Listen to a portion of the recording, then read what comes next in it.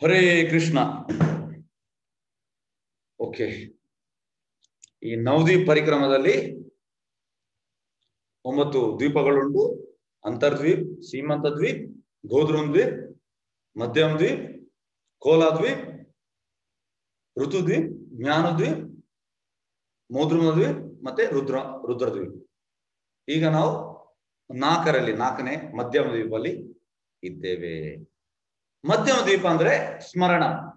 ಯಾಕಂದ್ರೆ ಫಸ್ಟಿಗೆ ಈ ಸೀಮಂತ ದ್ವೀಪ್ ಶ್ರವಣ, ಮತ್ತೆ ಗೋದ್ರುಮ್ ದ್ವೀಪ್ ಕೀರ್ತನ, ಮಧ್ಯಮ ದ್ವೀಪ ಅಂದ್ರೆ ಸ್ಮರಣ. ಸ್ಮರಣಕ್ಕೆ ಆಚಾರ್ಯರು ಪ್ರಹ್ಲಾದ್ ಮಹಾರಾಜ್ ಸ್ಮರಣ. ಯಾವಾಗ್ಲೂ ಕೃಷ್ಣ ಅಂದ್ರೆ ಸ್ಮರಣ. ಹೇಗಂದ್ರೆ ಪ್ರಭುಪಾದ ಯಾವಾಗ್ಲೂ ಹೇಳ್ತಾರೆ, ನಮ್ದು ಶ್ರವಣ ಒಳ್ಳೇದಿದ್ರೆ, ಕೀರ್ತನೆ ಒಳ್ಳೇದಿದ್ರೆ ನಮ್ಗೆ ಅದೇ ಸ್ಮರಣೆ ಬರ್ತದೆ. ಈಗ ಎಂತಾಗುದಂದ್ರೆ ಕಲಿಯುಗದಲ್ಲಿ ನಮ್ಮ ಶ್ರವಣ ಎಂತ ಇರ್ತದೆ? ಶ್ರವಣ ಒಂದ ಫಿಲ್ಮ್ದ ವಿಷಯ, ಇಲ್ಲದೊಂದು ಕ್ರಿಕೆಟ್ ವಿಷಯ, ಇಲ್ಲದ್ರೆ ಪೊಲಿಟಿಕ್ಸ್ ವಿಷಯ. ಇದನ್ನ ನಾವು ಶ್ರವಣ ಮಾಡುವಂಥದ್ದು, ಶ್ರವಣ ಕೇಳುವಂಥದ್ದು. ಮತ್ತೆ ಕೀರ್ತನೆ ಅದನ್ನ ನಾವು ಮಾಡುವಂಥದ್ದು, ಕೇಳುವಂಥದ್ದು ಕೂಡ ಅದೇ, ಮತ್ತೆ ಅದನ್ನ ನಾವು ಮಾತನಾಡುವಂಥದ್ದು ಕೀರ್ತನೆ. ಇದು 2 ಮಾಡಿದ್ರೆ ಮತ್ತೆ ನಮ್ಮ ಸ್ಮರಣೆ ಕೂಡ ಅದೇ ಬರ್ತದೆ. ಯಾವುದು ನಾವು ಶ್ರವಣ ಮತ್ತೆ ಕೀರ್ತನೆ ಮಾಡ್ತೇವೆ ಅದೇ ನಮ್ಮ ಸ್ಮರಣೆ ಬರ್ತದೆ. ಅದಕ್ಕೆ ಹೇಳುವಂಥದ್ದು, ಶ್ರವಣ ಮತ್ತೆ ಕೀರ್ತನ ಕೃಷ್ಣ ರಿಲೇಟೆಡ್ ಇದ್ರೆ ನಮ್ಗೆ ಸ್ಮರಣ ಕೂಡ ಅದೇ ಬರ್ತದೆ ಅಂತ. ಇದಂದ್ರೆ ಪ್ರಭುಪಾದ ಹೇಳ್ತಾರೆ 1 + 1 = 2, ಅದು 3 ಆಗುದಿಲ್ಲ. ಹಾಗಾಗಿ ಶ್ರವಣ ಮತ್ತೆ ಕೀರ್ತನ ಕೃಷ್ಣಂದಾದ್ರೆ ಸ್ಮರಣ ಕೂಡ ಅದೇ ಆಗ್ತದೆ.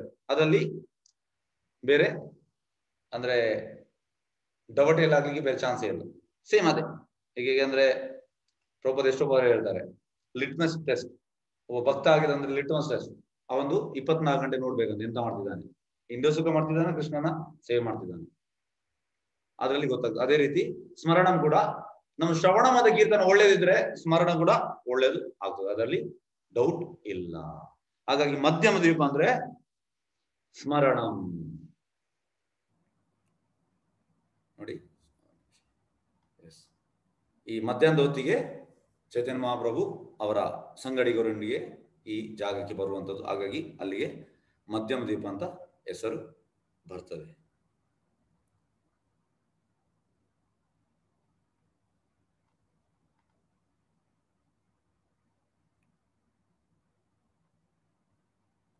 ಮಧ್ಯಮ ದ್ವೀಪಂ ತಥೋ ಗತ್ವ. ಈ ಚೈತನ್ಯ ಮಹಾಪ್ರಭು ಆ ಮಧ್ಯಮ ದ್ವೀಪಕ್ಕೆ ಬರ್ತಾರೆ.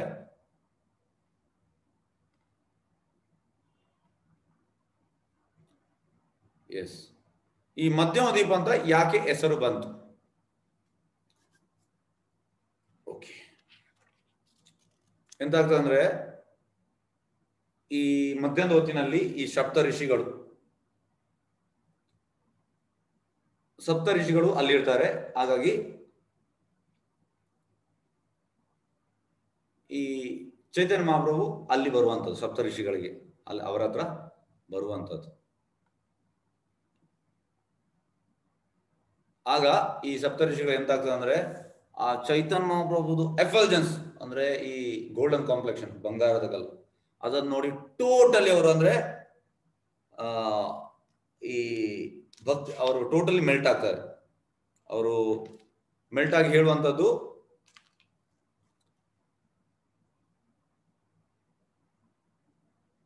ನೀವು ಯಾವಾಗ ಬರ್ತೀರಿ?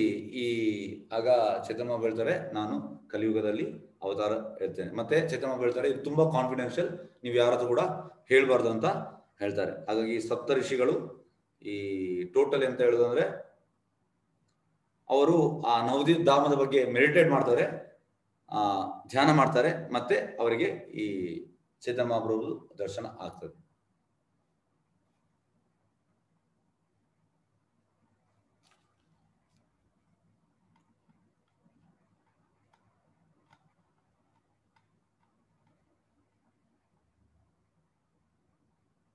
ಮತ್ತೆ ಅವರು ಹೇಳುವಂಥದ್ದು ನೋಡಿ, ಚೈತನ್ಯ ನೋಡಿ ಹೇಳುವಂಥದ್ದು, ನಮ್ಗೆ 1000 ಕಣ್ಣುಗಳಿಲ್ಲ ನಿಮ್ಮ ದಿವ್ಯ ನೋಡ್ಲಿಕ್ಕೆ. ಯಾಕಂದ್ರೆ ರೂಪ ಗೋಸ್ವಾಮಿ ಕೂಡ ಹೇಳುವಂಥದ್ದು, ನನ್ಗೆ ಈ ಒಂದು ಮಾತಲ್ಲಿ ಒಂದು ಬಾಯಲ್ಲಿ ನಿಮ್ಮನ್ನು ಹೊಗಳಿಕೆ ಆಗುದಿಲ್ಲ ಮಹಾಪ್ರಭು, ನನಗೆ 1000 ಬಾಯಿಗಳು ಬೇಕು. ಅದೇ ರೀತಿ ಇಲ್ಲಿ ಕೂಡ ಈ ಸಪ್ತ ಋಷಿಗಳು ಹೇಳುವಂಥದ್ದು, ನಮ್ಗೆ ಈ ಎಂತ ಹೇಳುದು 1000 ಕಣ್ಣುಗಳಿದ್ರು ಕೂಡ ನಿಮ್ಮ ಒಂದು ಸೌಂದರ್ಯ ನೋಡ್ಲಿಕ್ಕೆ ಆಗ್ಲಿಕ್ಕಿಲ್ಲ. ಅಷ್ಟು ನಾವು ಅಂದ್ರೆ ಅಷ್ಟು ಕಡಿಮೆ. ಈ ಚೈತನ್ಯ ಮಹಾಪ್ರಭು ದರ್ಶನ ನೋಡ್ಲಿಕ್ಕೆ ಅಷ್ಟು ಕಡಿಮೆ, ಅಂದ್ರೆ ಒಂದು ಕಣ್ಣಿಂದ ಸಾಕಾಗಿಲ್ಲ, 1000 ಕಣ್ಣುಗಳಿದ್ರು ಕೂಡ ಅದರಿಂದ ಕೂಡ ನೋಡ್ಲಿಕ್ಕೆ ಆಗುದಿಲ್ಲ ಅಂತ ಅವರು ಅಲ್ಲಿ ಕೂಗ್ಲಿಕ್ಕೆ ಸ್ಟಾರ್ಟ್ ಮಾಡ್ತಾರೆ.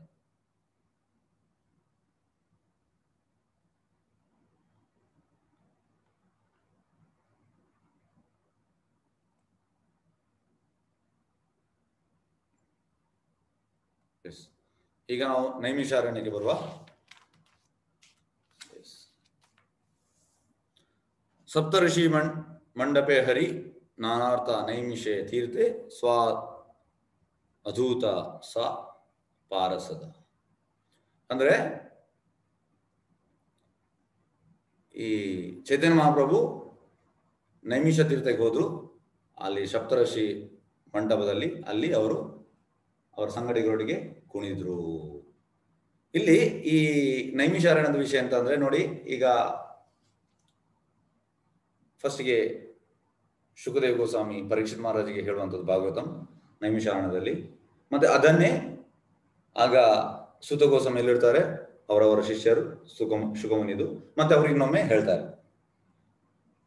ಹಾಗಾಗಿ ಈ ಮೈನ್ ನೈಮಿಷಾರಣ್ಯ ಇದು. ಹೇಗೆಂದ್ರೆ ರಾಧಾರಾಣಿ ಮ್ಯಾನಿಫೆಸ್ಟ್ ಮಾಡುವಂಥದ್ದು ಇದು ಮೈನ್ ನೈಮಿಷಾರಣ್ಯ. ಹಾಗಾಗಿ ಇಲ್ಲಿ ಕೂಡ ಆ ಗೌರಗತ ಆಗ್ತದೆ, ಚೈತನ್ಯ ಮಹಾಪ್ರಭುದು ಗೌರಗತ ಆಗ್ತದೆ. ಈ ಗೌರಗತ ಆಗುವಾಗ ಎಂತಾಗ್ತದೆ ಅಂದ್ರೆ, ಎಲ್ಲಿ ಶಿವನಿಗೆ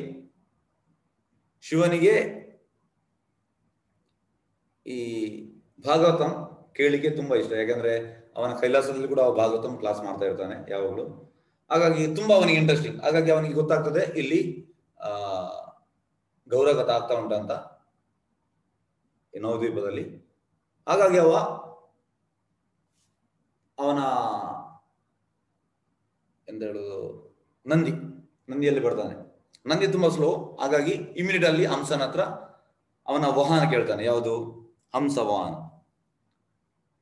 ಮತ್ತೆ ಹಂಸ ವಾಹನದಲ್ಲಿ ಫಾಸ್ಟ್ ಬರುವಂತದವ, ಫಾಸ್ಟ್ ಬಂದು ಮತ್ತೆ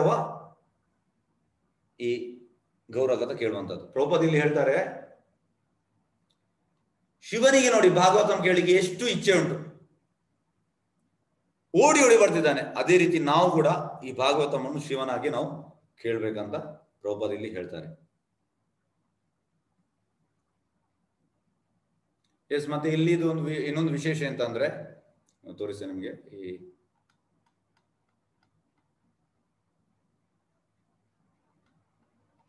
ನೋಡಿ, ಫಸ್ಟ್ ನಂದಿಯಲ್ಲಿ ಬರುವಂಥದ್ದು, ನಂದಿ ತುಂಬಾ ಸ್ಲೋ ಆಗ್ತದೆ, ಮತ್ತೆ ಹಂಸವಾಹನ ಕೇಳುವಂಥದ್ದು.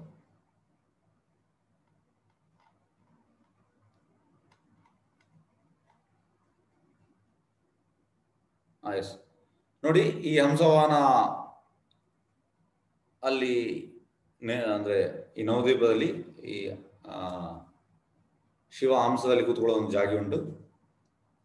ಅದು ಎಂತ ಆಗ್ತದೆ ಅಂದ್ರೆ, ಈ ಫೆಸ್ಟಿವಲ್ ಆಗುವಾಗ ಮಾತ್ರ ಅಲ್ಲಿ ತರುವಂಥದ್ದು, ಇಲ್ಲದಿದ್ರೆ ಅಲ್ಲಿ ನೀರಲ್ಲಿ ಇಡುವಂಥದ್ದು. ಅಲ್ಲಿ ಗೋಮತಿ ರಿವರ್ ಅಂತ ಉಂಟು.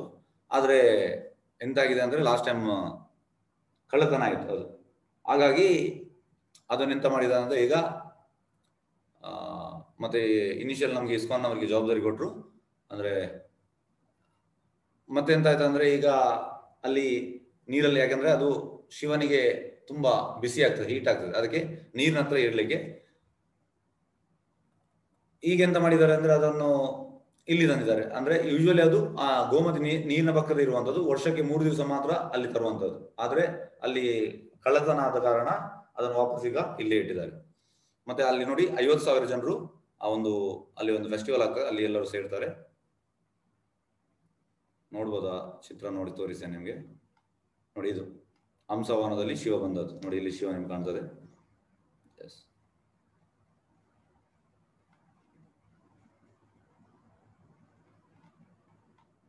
ಎಸ್. ಮಲ್ಲಿ ನೋಡಿ, ಇಲ್ಲಿ ಆ ಒಂದು ಹೂ ಉಂಟು. ಇದು ಹೂ ಶಿವನಿಗೆ ಇಷ್ಟವಾದ ಹೂ. ಇಲ್ಲಿ ಒಂದು ಮಿರಾಕಲ್ ಆಗಿದೆ, ನಿಮ್ಗೆಲ್ಲರಿಗೂ ಒಂದು ನಿಮಿಷ. ಹರೇ ಕೃಷ್ಣ. ಇಲ್ಲಿ ನೀವು ನೋಡ್ಬೋದು. ನೋಡಿ, ನಮ್ದು ಗುರು ಮಹಾರಾಜ್, ಈಸ್ ಹೋಲಿನೆಸ್ ಜಯಭದ್ರ ಸ್ವಾಮಿ ಮಹಾರಾಜ್. ಇವರೆಂತ ಆಯ್ತು ಅಂದ್ರೆ, 10-15 ವರ್ಷ ಹಿಂದೆನ ಅವರು ಇಲ್ಲಿ ಹೋದ್ರು. ಹಂಸ ಕ್ಷೇತ್ರಕ್ಕೆ ಹೋದ್ರು, ಹಂಸವಾಹನ ಕ್ಷೇತ್ರಕ್ಕೆ. ಅಲ್ಲಿ ಹೋಗಿ ಅಲ್ಲಿ ಒಂದು ಹೂ ಹಾಕ್ಲಿಕ್ಕೆ ಉಂಟು, ಆ ಶಿವನಿಗೆ ಹಾಕುವಂತ ಹೂ ಒಂದು, ಅದು ಹೂವಿನ ಹೆಸರು ಕರೆಕ್ಟ್ ನಂಗೆ ಗೊತ್ತಿಲ್ಲ. ಹಾಗಾಗಿ ಆ ಟೈಮಲ್ಲಿ ನಮ್ದೊಂದು ಸಣ್ಣ ಒಂದು ಅಂದ್ರೆ ಕೇಸ್ ಆಗಿತ್ತು ಇಸ್ಕಾನ್ ಇದು. ಹಾಗಾಗಿ ಅವರ ಆ ಹೂವನ್ನು ಫಸ್ಟ್ಗೆ ಹಾಕಿದ್ರು, ಅಂದ್ರೆ ಇದರಲ್ಲಿ ನೀನು ಹೇಳು ಅಂತ, ಎಂತ ಅಂದ್ರೆ ನಾವು ಗೆಲ್ತೇವೆ ಇಲ್ವಾ ಅಂತ. ನೋಡಿ ಈ ರೀತಿ ಶುದ್ಧ ಭಕ್ತರು ಅಂದ್ರೆ ನಾವು ಕೂಡ ಮೆಟೀರಿಯಲ್ ಕೇಳುದಲ್ಲ, ಇದು ಮೆಟೀರಿಯಲ್ ಅಲ್ಲ. ಯಾಕೆಂದ್ರೆ ಇಸ್ಕಾನ್ ಸಂಸ್ಥೆಯಲ್ಲಿ ಸ್ವಲ್ಪ ಅಂದ್ರೆ ಸ್ವಲ್ಪ ಇದಾಗಿತ್ತು, ಹಾಗಾಗಿ ಅದು ತುಂಬಾ ದೊಡ್ಡ ವಿಷಯ. ಹಾಗಾಗಿ ನಾವು ಹೋಗಿ ಮೆಟೀರಿಯಲ್ ಕೇಳ್ತೇವಲ್ಲ, ಈಗ ನೀವು ಕೂಡ ಅದನ್ನ ಕಂಪ್ಯಾರಿಸನ್, ಇವರು ಕೂಡ ಹೋಗಿ ಅದನ್ನು ಕೇಳಿದ್ರು, ಆ ರೀತಿ ಅಲ್ಲ. ಅಂದ್ರೆ ಇವರು ಕೃಷ್ಣ ಪ್ರಚಾರಕ್ಕೆ ಇರುವಂತದ್ದು, ಹಾಗಾಗಿ ಅದು ತುಂಬಾ ಅದು ತೊಂದರೆ ಆಗಿತ್ತು. ಒಬ್ಬರು ಕೇಸ್ ಆಗಿದ್ರು, ಅಂದ್ರೆ ನಮ್ಮ ಮೇಲೆ ಕೇಸ್ ಆಗಿ ಅದು ದೊಡ್ಡ ಇದಾಗಿತ್ತು. ಹಾಗಾಗಿ ಕೇಸ್ ಎಂತ ಆಗ್ತದೆ ಅಂತ ಆ ಹೂವನ್ನು ಹಾಕಿದ್ರು, ಆಗ ಹೂ ಅರಳಿತು. ಮತ್ತೆ ಸೆಕೆಂಡ್ ಹೂ ಹಾಕಿದ್ರು, ಇದ್ರಲ್ಲಿ ನಾವು ಗೆಲ್ತೇವೆ ಅಂತ, ಗೆಲ್ತೇವೆ ಅನ್ನುವಾಗ ಆ ಹೂ ಅರಳಿತು. ಮತ್ತೆ ನಾವು ಇಮಿಡಿಯೇಟ್ ಅದು ಕೇಸಲ್ಲಿ ಕೂಡ ನಾವು ಗೆದ್ದಿದ್ದೆವು. ಹಾಗಾಗಿ ಆ ಊರಿನ ಜನರು ಎಷ್ಟೋ ವರ್ಷದಿಂದ ಅದು ಉಂಟು, ಆದ್ರೆ ಹೂ ಅರಳಿಲ್ಲ. ಆದ್ರೆ ನಮ್ಮ ಗುರು ಮಹಾರಾಜ್ ಅದನ್ನು ಹೂ ಹಾಕುವಾಗ ಅದು ಇಮಿಡಿಯೇಟ್ ಆಗಿ ಅರಳಿತು. ಯಾಕೆ? ಯಾಕೆಂದ್ರೆ ಈಗ ಹೆಚ್ಚಿನವರು ಹೇಳ್ತಾರೆ, ನೀವು ಇಸ್ಕಾನ್ನವರು ಶಿವನನ್ನು, ದೇವಿಯನ್ನು, ಗಣಪತಿಗೆ ಎಲ್ಲ ನೀವು ದೇವಸ್ಥಾನಕ್ಕೆ ಹೋಗುದಿಲ್ಲ, ಅವರು ನಂಬುದಿಲ್ಲ. ಇಲ್ಲ, ಯಾರು ಹೇಳಿದ್ರು? ನಾವು ಹೋಗ್ತೇವೆ, ಆದ್ರೆ ನಮ್ಮ ಪ್ರೇಯರ್ ಬೇರೆ. ನಾವು ಅಲ್ಲಿ ಹೋಗಿ ಅಡ್ಡ ಬಿದ್ದು ಕೇಳುವಂಥದ್ದು, ನೀವು ಶುದ್ಧ ಭಕ್ತರು, ನಿಮ್ಮಲ್ಲಿದ್ದ ಭಕ್ತಿಯನ್ನು ನಮಗೆ ಕೊಡಿ ಅಂತ ಕೇಳುವಂಥದ್ದು. ಆದ್ರೆ ದೊಡ್ಡ ತಪ್ಪು ಅಂದ್ರೆ ಹೆಚ್ಚಿನವರು ನಮ್ಮ ಹತ್ರ ಈ ಪುಸ್ತಕ ವಿತರಣೆ ಮಾಡುವ ಕೆಲವರೆಲ್ಲ ಜನರು ಹೇಳ್ತಾರೆ, ನೀವು ಖಾಲಿ ಕೃಷ್ಣ ಕೃಷ್ಣ, ನೀವು ಈಗ ಶಿವ ಇದು ಮಾಡುದಿಲ್ಲ ಹಾಗೆ. ಆದ್ರೆ ನೋಡಿ, ಶಿವನ ಹೆಸರು ವೈಷ್ಣವನಾಮ ಯಥಾಶಂಭು, ಅವ ಟಾಪ್ ಮೋಸ್ಟ್ ವೈಷ್ಣವ. ಇಲ್ಲಿ ಅವನಿಗೆ ನೋಡಿ, ಈಗ ನಮ್ಮ ಗುರು ಮಹಾರಾಜ್ ವೈಷ್ಣವರು, ಅವರು ಆ ಹೂವು ಹಾಕುವಾಗ ಯಾಕೆ ಅದು ಅರಳಿದ್ರು?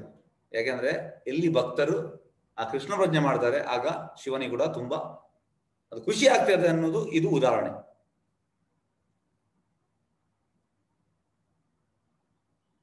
ಎಸ್, ಈಗ ನಾವು ನೆಕ್ಸ್ಟ್ ಬ್ರಾಹ್ಮಣ ಪುಷ್ಕರಕ್ಕೆ ಹೋಗುವ. ಬ್ರಾಹ್ಮಣ ಪುಷ್ಕರ. ತಥೋ ಗತ್ವಾ ಪುಷ್ಕರಾಖ್ಯಂ ತೀರ್ಥಂ ವಿಪ್ರ ನಿಸೇವಿತಂ ಬ್ರಹ್ಮಾವರ್ತಂ ಕುರುಕ್ಷೇತ್ರಂ ಪಲಾವಯಂ ಆಸ ಕೀರ್ತನೈ. ಅಂದ್ರೆ ಒಬ್ಬ ಸತ್ಯಯುಗದಲ್ಲಿ ಒಂದು ಬ್ರಾಹ್ಮಣ ಇದ್ದ, ಅವನ ಹೆಸರು ದಿವಾದಾಸ ಅಂತ. ಅವ ಈ ಪುಷ್ಕರ ನಿಮ್ಗೆಲ್ಲರಿಗೂ ಗೊತ್ತಿರ್ಬೋದು, ಪುಷ್ಕರ ಇರುವಂತದ್ದು ರಾಜಸ್ಥಾನಲ್ಲಿ. ಹಾಗಾಗಿ ಅವನಿಗೆ ಅಲ್ಲಿ ಹೋಗ್ಲಿಕ್ಕೆ ಎವ್ರಿ ಇಯರ್ ಹೋಗ್ತಾನೆ, ಆದ್ರೆ ಅವನಿಗೆ ತುಂಬಾ ಪ್ರಾಯ ಆಗಿತ್ತು. ಹಾಗಾಗಿ ಎಂತ ಆಗ್ತದೆ ಅಂದ್ರೆ ಅವನಿಗೆ ಅಲ್ಲಿ ಹೋಗ್ಲಿಕ್ಕೆ ಆಗುದಿಲ್ಲ. ಅವ ಕೂಗ್ಲಿಕ್ಕೆ ಸ್ಟಾರ್ಟ್ ಮಾಡ್ತಾನೆ. ಕೂಗ್ಲಿಕ್ಕೆ ಸ್ಟಾರ್ಟ್ ಮಾಡಿ ತುಂಬಾ ಬೇಜಾರಲ್ಲಿ, ನನ್ಗೆ ಹೋಗ್ಲಿಕ್ಕೆ ಆಗ್ಲಿಲ್ವೋ ಅಂತ ಕೂಗ್ಲಿಕ್ಕೆ ಸ್ಟಾರ್ಟ್ ಮಾಡ್ತಾನೆ. ಕೂಗ್ಲಿಕ್ಕೆ ಸ್ಟಾರ್ಟ್ ಮಾಡುವಾಗ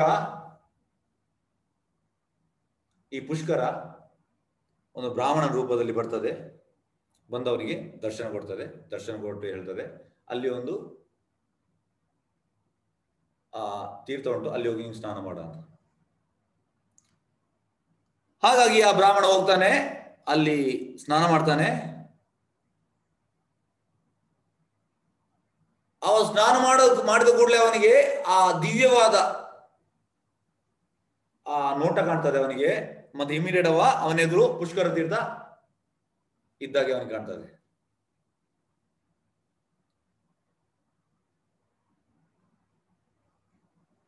ಮತ್ತೆ ಈ ಬ್ರಾಹ್ಮಣ ಹೇಳ್ತಾನೆ, ಪುಷ್ಕರ, ಯಾಕೆಂದ್ರೆ ನೋಡಿ, ಯಾವುದು ಗಂಗಾ ಆಗ್ಲಿ ಯಮುನಾ ಆಗ್ಲಿ ಇವರೆಲ್ಲ ಪರ್ಸನಾಲಿಟಿ, ಅದು ನಮ್ಗೆ ಕಾಣುದಿಲ್ಲ, ಶುದ್ಧ ಭಕ್ತರಿಗೆ ಕಾಣ್ತದೆ. ಇವನೆದುರು ಆ ಪುಷ್ಕರ ತೀರ್ಥ ಇರ್ತದೆ. ಮತ್ತೆ ದ್ವಾದಶ ಹೇಳ್ತಾನೆ, ನೀನು ಅಲ್ಲಿಂದ ಈ ರಾಜಸ್ಥಾನಿಂದ ಬಂದಿದ್ಯಾ ನನಗೋಸ್ಕರ ಅಂತ ಕೂಗಿಗೆ ಸ್ಟಾರ್ಟ್ ಮಾಡ್ತಾನೆ ಈ ಬ್ರಾಹ್ಮಣ. ಅದಕ್ಕೆ ಪುಷ್ಕರ ಹೇಳುವಂತದ್ದು, ನಾನು ಅಲ್ಲಿಂದ ಬಂದದಲ್ಲ, ನಾನು ಇಲ್ಲಿಂದ ಅಲ್ಲಿಗೆ ಹೋದದ್ದು. ಒರಿಜಿನಲ್ ಒಂದು ಇದು ಪ್ಲೇಸ್.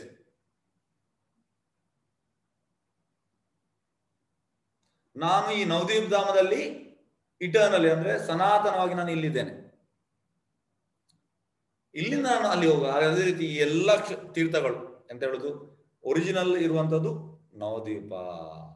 ಇದು ನಾವು ತಿಳಿಬೇಕು. ಮತ್ತೆ ಆಗ ಆ ಪುಷ್ಕರ್ ಹೇಳುವಂಥದ್ದು, ನಾನು ಆ ರಾಜಸ್ಥಾನಲ್ಲಿ ನಂದು ಇನ್ನೊಂದು ಫಾರ್ಮ್ ನಲ್ಲಿ ಮ್ಯಾನಿಫೆಸ್ಟ್ ಮಾಡಿದ್ದೇನೆ, ಅಲ್ಲಿ 100 ಸತಿ ಆ ಪುಷ್ಕರದಲ್ಲಿ ಯಾರು ಸ್ನಾನ ಮಾಡ್ತಾರೆ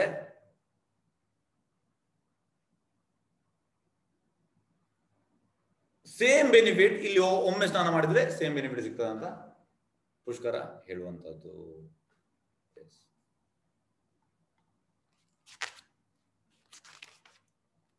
ಎಸ್, ನೆಕ್ಸ್ಟ್ ನಾವೀಗ ಕುರುಕ್ಷೇತ್ರಕ್ಕೆ ಎಸ್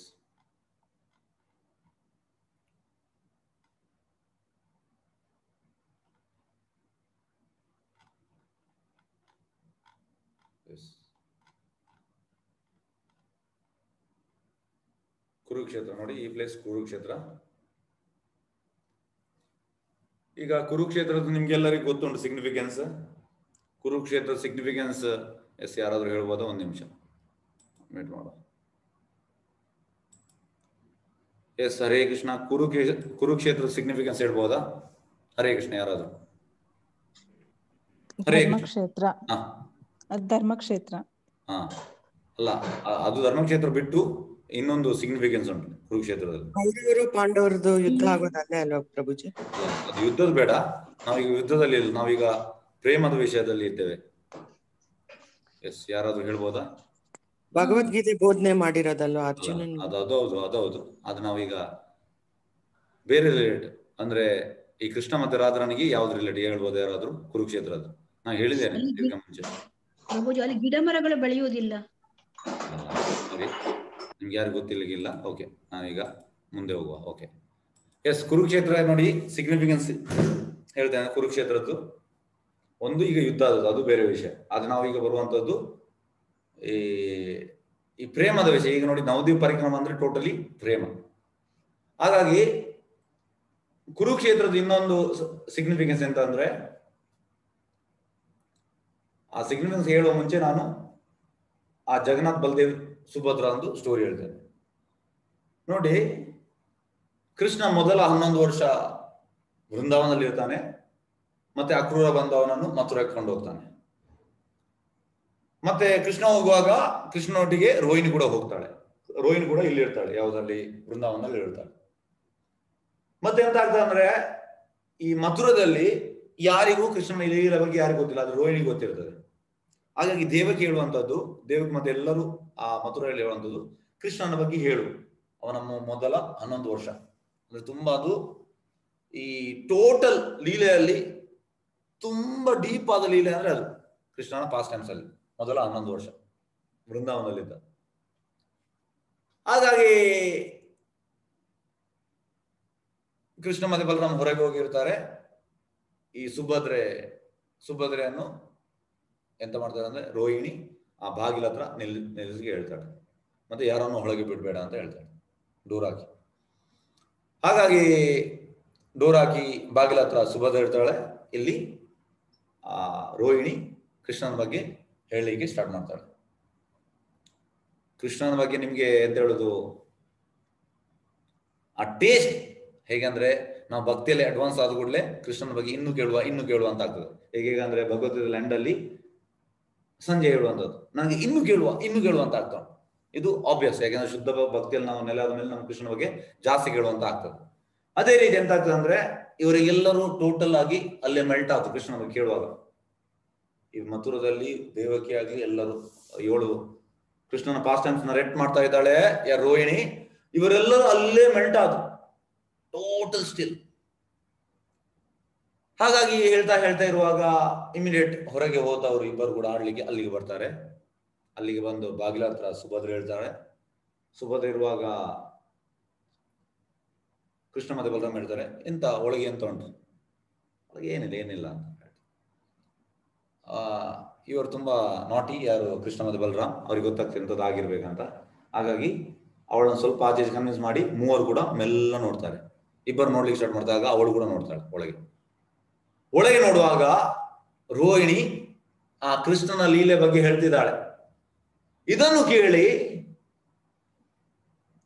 ಕೃಷ್ಣನ ಕಿವಿ ದೊಡ್ಡದಾಗುವಂಥದ್ದು, ಕೈ ಒಳಗೆ ಹೋಗುವಂಥದ್ದು, ಕಣ್ಣು ದೊಡ್ಡದಾಗುವಂಥದ್ದು. ಬಲರಾಮ ಕೂಡ ಅದೇ, ಸುಭದ್ರ ಅದು ಜಗನ್ನಾಥ್ ಬಲದೇವ ಸುಭದ್ರ. ಈಗ ಜಗನ್ನಾಥ್ ಪುರಿಯಲ್ಲಿ ಎಂತ ಉಂಟು ಅದೇ.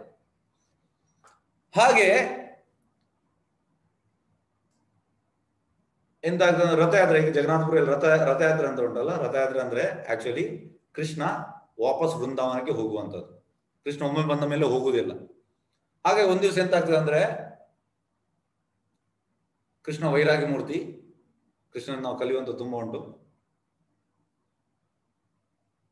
ಉದ್ದವ ನರೇಟ್ ಮಾಡ್ತಾನೆ ಕೃಷ್ಣನ ಪಾಸ್ಟ್ ಟೈಮ್ಸ್. ಆಗ ಅವ ಟೋಟಲಿ ಆ ಒಂದು ಟ್ರಾನ್ಸ್ಗೆ ಹೋಗ್ತಾನೆ. ಅಂದ್ರೆ ಟ್ರಾನ್ಸ್ ಅಂದ್ರೆ ಉನ್ನತವಾದ ಟ್ರಾನ್ಸ್, ಟಾಪ್ ಮೋಸ್ಟ್ ಲೆವೆಲ್ ಟ್ರಾನ್ಸ್ಗೆ ಹೋಗಿ ಅಲ್ಲಿ ಫೇಂಟ್ ಆಗಿ ಬೀಳ್ತಾನೆ ಕೃಷ್ಣ. ಹಾಗೆ ಅವ ಅಲ್ಲಿ ಬಿದ್ದ ಕೂಡಲೇ ಅವ ಎಚ್ಚರ ಆಗ್ತದೆ ಕೃಷ್ಣನಿಗೆ. ಕೃಷ್ಣ ಹೇಳ್ತಾನೆ, ನನ್ಗೆ ವೃಂದಾವನಕ್ಕೆ ಹೋಗ್ಬೇಕು. ನೋಡಿ, ಕೃಷ್ಣ ಒಮ್ಮೆ ಬಂದ ಮೇಲೆ ಹೋಗ್ಲಿಲ್ಲ, ವೃಂದಾವನಕ್ಕೆ ಹೋಗ್ಬೇಕಂತ ಹೇಳ್ತಾನೆ. ಆಗ ಆ ಉದ್ಧವನ ಹತ್ರ ಹೇಳ್ತಾನೆ. ಉದ್ಧವ್ ಹೇಳ್ತಾನೆ, ನಾನು ಹೇಳುದಿಲ್ಲ, ನಾನೀಗ ಹೋದ್ರೆ ಅಲ್ಲಿ ಎಲ್ಲ ವೃಂದಾವನ ಗೋಪಿಕೆಯರು, ವೃಂದಾವನವಾಸಿಗಳು ಎಲ್ಲರನ್ನು ರಾಧಾರಾಣಿ ನನಗೆ ಹೊಡೆಯುವರು. ಯಾಕಂದ್ರೆ ಅಷ್ಟು ಅವರು ಸಿಟ್ಟಲ್ಲಿದ್ದಾರೆ ಕೃಷ್ಣನ ಕೊಂಡೋದದ್ದು. ಹಾಗಾಗಿ ಹೇಳುವುದಿಲ್ಲ ಅಂತ ಹೇಳ್ತಾರೆ. ಆಗ ಲಾಸ್ಟ್ಗೆ ಕೃಷ್ಣ ಮತ್ತೆ ಬಲರಾಮಿಗೆ ಹೇಳ್ತಾನೆ. ಹಾಗೆ ಫಸ್ಟ್ ಬಲರಾಮ್ ಹೋಗುವಂಥದ್ದು. ಈ ರಥಯಾತ್ರೆಯಲ್ಲಿ ನೋಡಿ, ಯಾವಾಗಲೂ ಬಲರಾಮ್ ಫಸ್ಟ್, ಮತ್ತೆ ಸುಭದ್ರೆ, ಮತ್ತೆ ಕೃಷ್ಣ ಹೋಗುವಂಥದ್ದು, ಜಗನ್ನಾಥ. ಹಾಗಾಗಿ ಕೃಷ್ಣ ವಾಪಸ್ ಹೋಗುವಂಥದ್ದು ಎಲ್ಲಿಗೆ? ಈ ವೃಂದಾವನಕ್ಕೆ ಹೋಗುವಂಥ ಅದೇ ರಥಯಾತ್ರೆ. ಹಾಗಾಗಿ ಅದು ವಾಪಸವ ಕುರುಕ್ಷೇತ್ರಕ್ಕೆ. ಕುರುಕ್ಷೇತ್ರನ ಸಿಗ್ನಿಫಿಕೆನ್ಸ್ ಯಾಕಂದ್ರೆ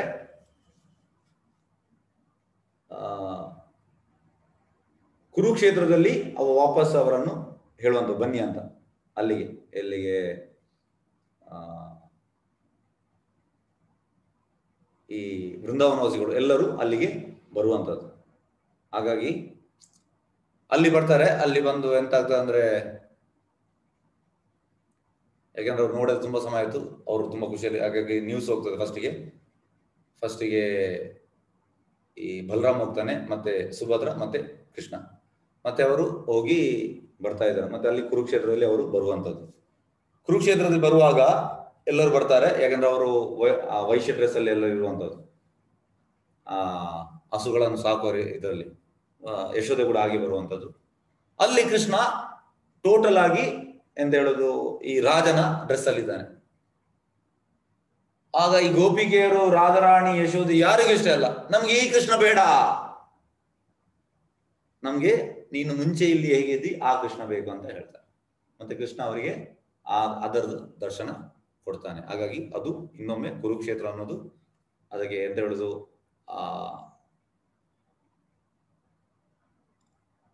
ಈಗ ವೃಂದಾವನವಾಸಿಗಳು, ಗೋಪಿಕೆಯರು, ರಾಧಾರಾಣಿ, ಯಶೋದೆ ಇವರೆಲ್ಲ ಕೃಷ್ಣನ್ ನೋಡೋದು ತುಂಬಾ ಸಮಯ ಆಗಿರ್ತದೆ. ಮತ್ತೊಮ್ಮೆ ಕೃಷ್ಣನ್ ನೋಡುವಂತದ್ದು ಅದೇ ಆ ಕುರುಕ್ಷೇತ್ರ. ಹಾಗಾಗಿ ಕುರುಕ್ಷೇತ್ರ ಇಲ್ಲಿ ಅದನ್ನು ವಿವರಿಸಿದೆ. ಆ ಕುರುಕ್ಷೇತ್ರ ಈ ಪ್ಲೇಸ್ ನೋಡಿ. ಮತ್ತೆ ಇಲ್ಲಿ ಪಂಚವೇಣಿ ಅಂತ ಉಂಟು. ತಥೋ ಮಹಾ ಪ್ರಯಾಗಾಖ್ಯಂ ಪಂಚವೇಣಿ ಸಮಾನ್ವಿತಂ ತೀರ್ಥಂ ಶ್ರೀ ಜಾಹ್ನವೀಂ ತೀರ್ಥ ಕೋಲಾದಿಂ ಜಗಮ ಹ. ಅಂದ್ರೆ ಈ ಪಂಚವೇಣಿ ಅಂದ್ರೆ ಇಲ್ಲಿ ಎಲ್ಲ ನದಿಗಳು ಒಟ್ಟಾಗುವಂಥದ್ದು. ಯಾವುದೆಲ್ಲ ಒಟ್ಟಾಗುವಂಥದ್ದು ಇಲ್ಲಿ ನಿಮಿಷ ಅದೇ ಮಂದಾಕಿನಿ, ಅಲಕನಂದ, ಭಗೀರಥಿ, ಸರಸ್ವತಿ ಮತ್ತೆ ಯಮುನಾ. ಗಂಗೆ ಫ್ಲೋ ಆಗ್ತದೆ. ಹಾಗಾಗಿ ಈ ಸರಸ್ವತಿ ತುಂಬಾ ಗುಪ್ತ. ಹಾಗಾಗಿ ಈ 5 ನದಿಗಳು ಒಟ್ಟಾಗುವ ಜಾಗಕ್ಕೆ ಇದಕ್ಕೆ ಪಂಚವೇಣಿ ಅಂತ ಹೆಸರು.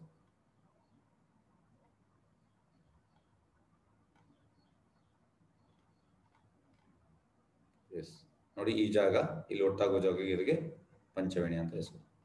ಎಸ್, ಹರೇ ಕೃಷ್ಣ. ಧನ್ಯವಾದ.